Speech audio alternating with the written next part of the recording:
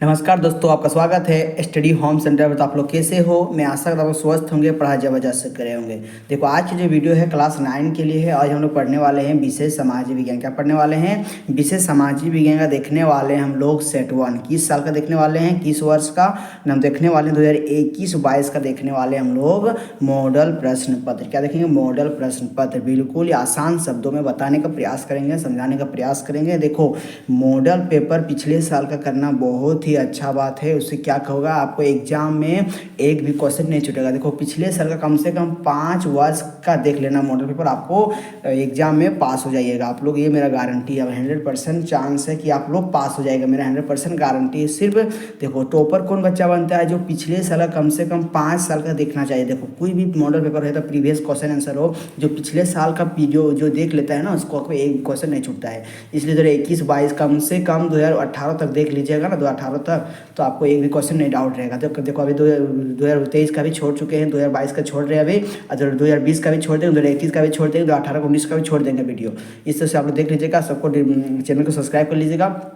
अब वीडियो को अधिक से अपने दोस्तों को शेयर कीजिए। तो आज हम लोग देखने वाले 2022 का देखने वाले हैं। क्या देखें? 2022-21 का देखने वाले हैं मॉडल पेपर प्रश्न पत्र, जो सामाजिक विज्ञान देखने वाले हैं सेट 1। क्या देखने वाले हैं? सेट 1। सेट 2 का वीडियो अपलोड कर देंगे, देख लीजिएगा। डिस्क्रिप्शन में लिंक मिल जाएगा सबका, और सब्सक्राइब कर लीजिएगा। आपको नोटिफिकेशन बेल को ऑन कर लीजिएगा ऑल पर, तो आपको जितना सारा वीडियो अपलोड कर देंगे आप लोग को टाक से आप नोटिफिकेशन मिल जाएगा तुरंत। आप लोग को मोबाइल में चला जाएगा नोटिफिकेशन। तो चलो, तो क्वेश्चन कर चलते हैं। सब्सक्राइब करने के लिए नहीं भूलिएगा। वीडियो को अपने दोस्तों को शेयर कीजिएगा और वीडियो को लाइक कीजिए। देखो, पहला क्वेश्चन जो दिया हुआ है, पहला क्वेश्चन क्या बोल रहा है कि 1815, क्या बोला? 1815 ईस्वी में किस युद्ध में फ्रांस की हार हुई? तो 1815 में जो हुआ था, किस युद्ध में फ्रांस की हार हुई? तो याद रखना, किस युद्ध में हुआ था, वो कौन सा जो लड़ाई हो रहा था, वो किस लड़ाई में इसका हार हुआ था? कब? 1815 में। तो कब हुआ था, किस लड़ाई में? इसको याद हो लीजिएगा। वाटरलू लड़ाई में उसका हार हुआ था। कहाँ पर हुआ था? वाटरलू। और बोलेगा कब हुआ था लड़ाई? तो 1815 में हुआ था। कब? 1815 में। तो कहाँ पर इसका लड़ाई हार हुआ था? वाटरलू में, है ना। इसको सही आंसर वाटरलू में उसकी लड़ाई का हार हुआ था। कहाँ पर? वाटरलू में।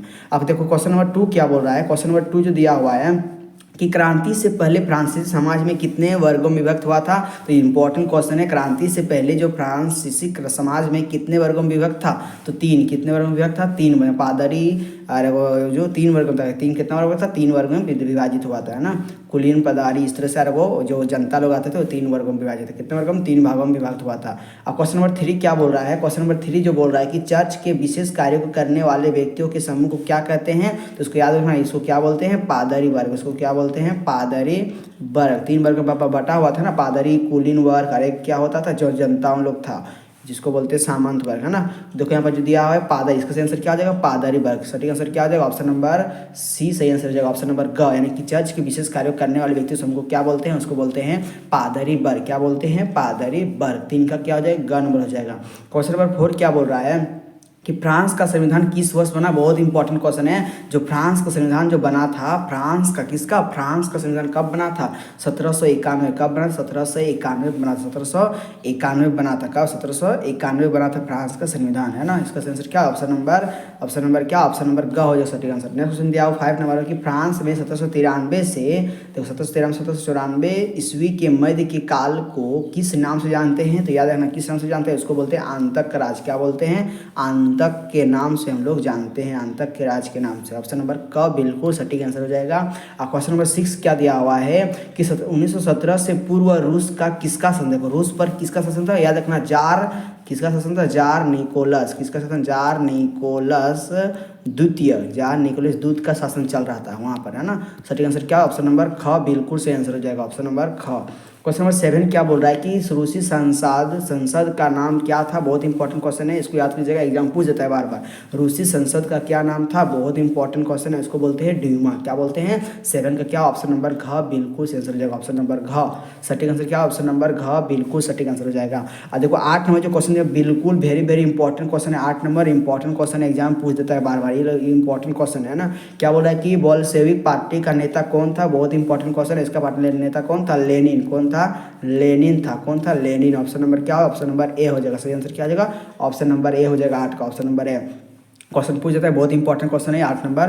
अब देखो 9 नंबर ये बोल रहा है कि रूसी क्रांतिकारियों के मुख्य उद्देश्य क्या थे। देखो रूसी क्रांतिकारी जो थे उसका मुख्य उद्देश्य क्या था। पहला बोल रहा है कि प्रथम विश्व युद्ध से रूस को हटाना, बिल्कुल से उसका यही उद्देश्य था। दूसरा पॉइंट में दिया होगा जमीन किसानों को देना, बिल्कुल से जमीन जो था किसानों को देना था, यही उसका उद्देश्य था। तीसरा में क्या बोला, कारखानों पर मजदूरों का नियंत्रण, हाँ बिल्कुल सही। चौथा में जो दिया है गैर रूसी जातियों को समानता का दर्जा देना, बिल्कुल सही। यानी इनमें सभी सही है। क्या होगा, इनमें सभी सही हो रहा था, सभी यहाँ पर सही दिया हुआ है। देखो यहाँ पर क में ऑप्शन दिया कि 1 और 2 सही है, नहीं नहीं सभी सही दिया हुआ है, ये गलत हो जाएगा। ए और 2 नहीं सभी, बल्कि सभी दिया हुआ, सभी ऑप्शन दिया हुआ सही। ख में दिया हुआ है कि 2 और 3 ही से बिल्कुल सही है, नहीं, इसका आंसर क्या उपयुक्त सभी सही दिया हुआ है। ऑप्शन नंबर घ जो होगा बिल्कुल से आंसर हो जाएगा, इनमें से सभी सही दिया हुआ है। अब देखो ये भी क्वेश्चन जो देखा ये वाला बहुत इंपॉर्टेंट क्वेश्चन। देखो खूनी परिवार रविवार के नाम से किस दिन को जाना है, बहुत इंपॉर्टेंट क्वेश्चन है। उसको बोलते हैं 9 जनवरी। क्या बोलते हैं, 9 जनवरी 1905। क्या 9 जनवरी 1905 होगा। ऑप्शन नंबर ख बिल्कुल से आंसर हो जाएगा। 10 क्या आ जाएगा, 10 का ऑप्शन नंबर ख बिल्कुल से आंसर हो जाएगा। अब 11 में क्या दिया, भारत का क्षेत्रफल विश्व के भौगोलिक, देखो विश्व की कुल क्षेत्रफल कितना, बहुत इंपॉर्टेंट क्वेश्चन है, भूगोल का क्वेश्चन है, ज्योग्राफी का बहुत इंपॉर्टेंट क्वेश्चन है। भारत का जो क्षेत्रफल है पूरा 20 का क्षेत्रफल कितना प्रतिशत, 2.4%। कितना है, 2.4% है। ऑप्शन नंबर 20 सटीक आंसर हो जाएगा, ऑप्शन नंबर ख।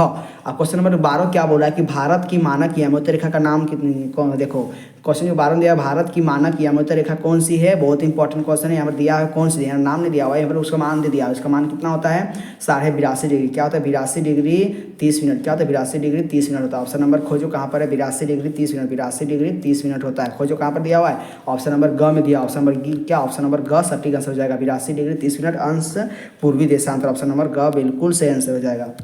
अब देखो 13 में दिया हुआ कर्क रेखा किस राज्य से नहीं गुजरती, बहुत इंपॉर्टेंट क्वेश्चन है। कर्क रेखा जो होती है किस राज्य से नहीं गुजरती है, गुजरात से तो गुजरता है, मध्य प्रदेश से भी गुजरता है, झारखंड से भी, और उड़ीसा से नहीं गुजरती है। कर्क रेखा क्या होती है, उड़ीसा राज्य से नहीं गुजरती। ऑप्शन नंबर डी बिल्कुल, ऑप्शन नंबर घ बिल्कुल सही आंसर हो जाएगा, है ना।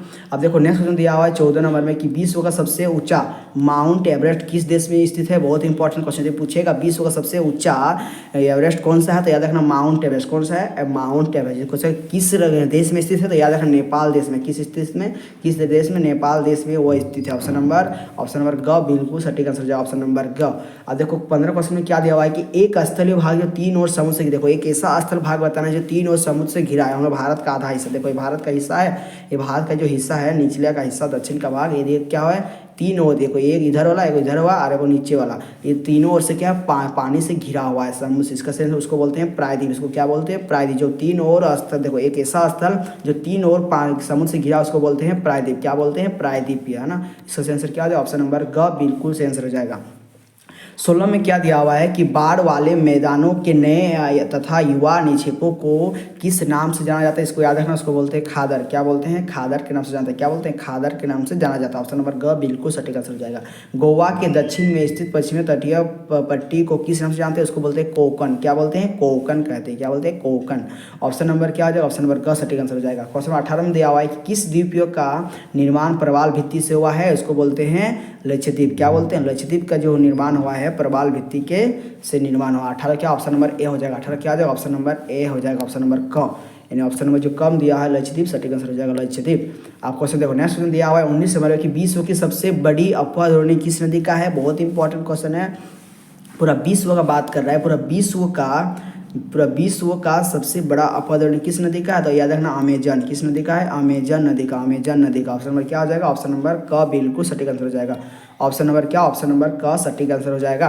क्वेश्चन नंबर 20 क्या हो रहा है, कौन सी नदी अरब सागर में गिरती, देखो बताना है। देखो भारत है, इधर होता है बंगाल की खाड़ी, इधर होता है अरब सागर। देखो यहाँ पर जो ऑप्शन में दिया है गंगा नदी। गंगा नदी कहाँ से, यहाँ से निकल के इधर बंगाल की खाड़ी में गिरता है। यमुना नदी कहाँ गिरता है, ये भी बंगाल की खाड़ी में गिरता है। लेकिन नर्मदा जी जो होते हैं, नर्मदा जो नदी होता है ये कहाँ गिरता है, अरब सागर में। कहाँ गिरता है, अरब सागर में गिरता है। लेकिन गोदावरी नदी कहाँ जाता है, ये भी जाता है बंगाल की खाड़ी में। तो ये याद रखना कि कौन सी नदी जो है बता नहीं से कौन सी नदी यहाँ पर दिया हुआ है जो अरब सागर में गिरती है। कौन सागर में गिरता है, अरब सागर में गिरता है। तो याद रखना कौन सी नदी, नर्मदा नदी। क्या हो जाएगा, सटीक आंसर हो जाएगा ऑप्शन नंबर क्या, ऑप्शन नंबर ग हो जाएगा। अपने दोस्तों को शेयर कीजिएगा वीडियो पसंद है वीडियो को लाइक कीजिएगा, चैनल को सब्सक्राइब कर लीजिएगा। सब्सक्राइब करने के लिए बिल्कुल ही नहीं भूलिएगा।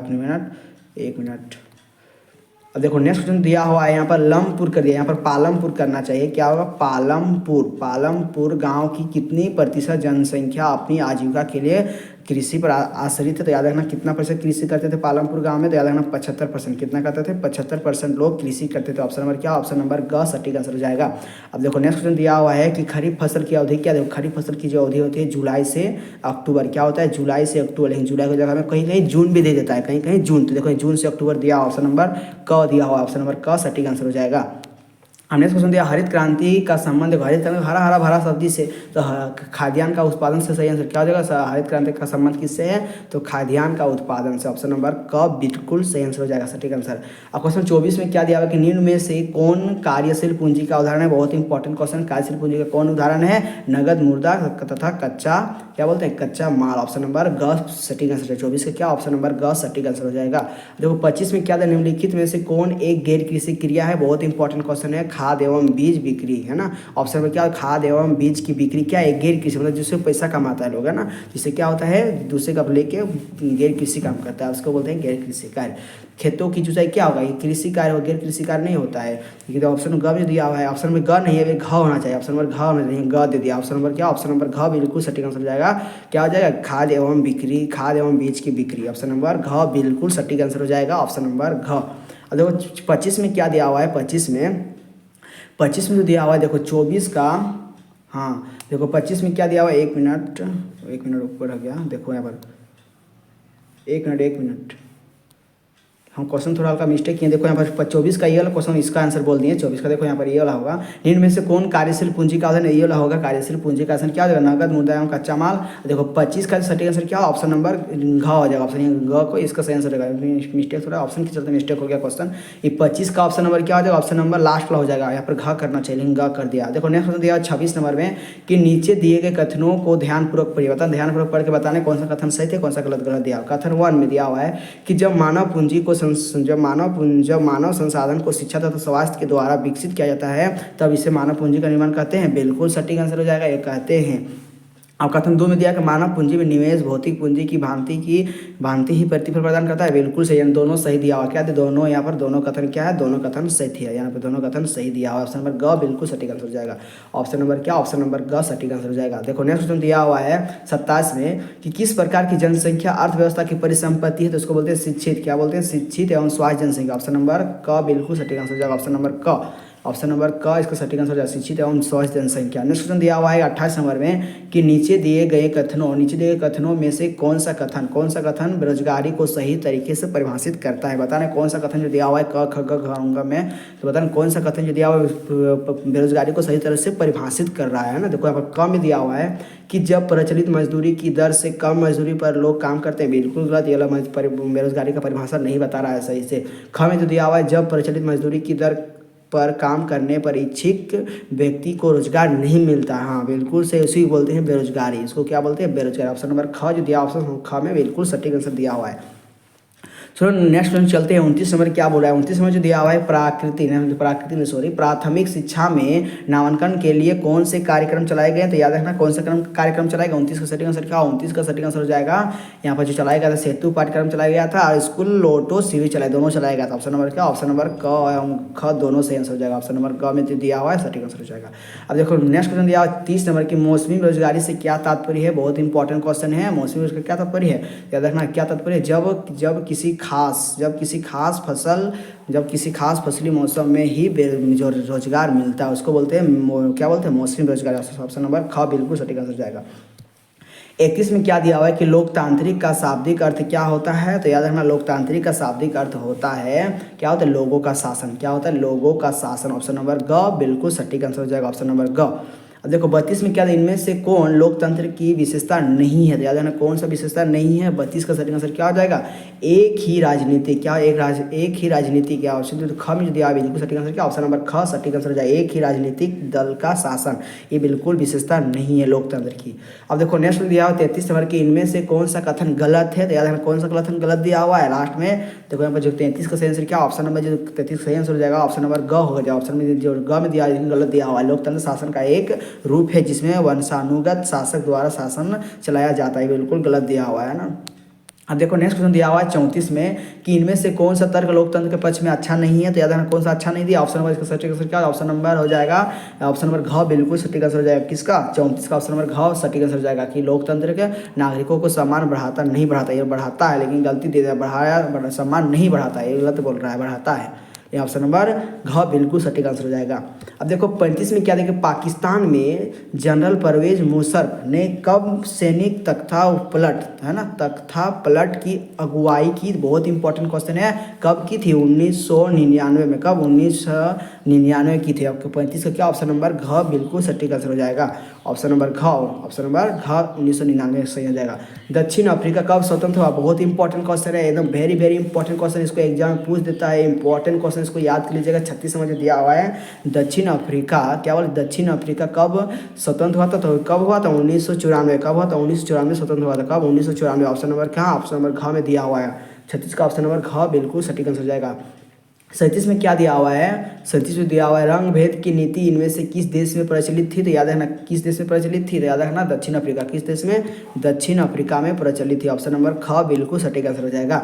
38 में क्या देखिए, भारतीय संविधान सभा में सदस्यों की संख्या कितनी थी। बहुत इंपॉर्टेंट क्वेश्चन है, वेरी वेरी इंपॉर्टेंट क्वेश्चन, इसको एग्जाम में बहुत ही बार पूछ देता है। इंपॉर्टेंट क्वेश्चन, इसको याद कर लीजिएगा। देखो जिसको इंपॉर्टेंट लगा उसको, जो ज़्यादा इंपॉर्टेंट उसको भी दे देते हैं ना, जो ज़्यादा इंपॉर्टेंट पूछने वाला बहुत इंपॉर्टेंट क्वेश्चन। भारतीय संविधान सभा में सदस्यों की संख्या कितनी होती है, तो इसको याद कीजिएगा। 38 का सही आंसर क्या जाएगा, कितना होता है, 299। कितना, 299 होता है। कितना, 299। ऑप्शन नंबर क्या, ऑप्शन नंबर ग बिल्कुल सटीक आंसर हो जाएगा। ऑप्शन नंबर ग।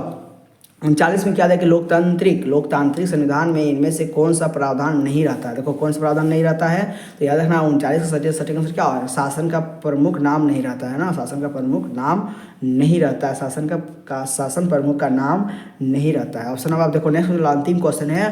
देखो अंतिम क्वेश्चन क्या है कि भारतीय संविधान सभा ने किस दिन अपना काम पूरा कर लिया, किस दिन अपना काम पूरा कर लिया। बहुत इंपॉर्टेंट क्वेश्चन जो घुमा पूछ सकता है कि भारतीय संविधान कब बना था, कब बन के रेडी हुआ था। याद रखना कब बना था, 26 नवंबर। कब बना था, 26 नवंबर 1949 में बना था। लागू कब हुआ था, कब न, 26 जनवरी को लागू हुआ था 1950 में। कब, 1950। ये देखना है यहाँ पर 26 जनवरी को हम लोग क्या गणतंत्र दिवस मनाते हैं। 15 अगस्त को क्या मनाते हैं, स्वतंत्रता दिवस। 15 अगस्त को भारत देश हम लोग आज़ाद हुआ था।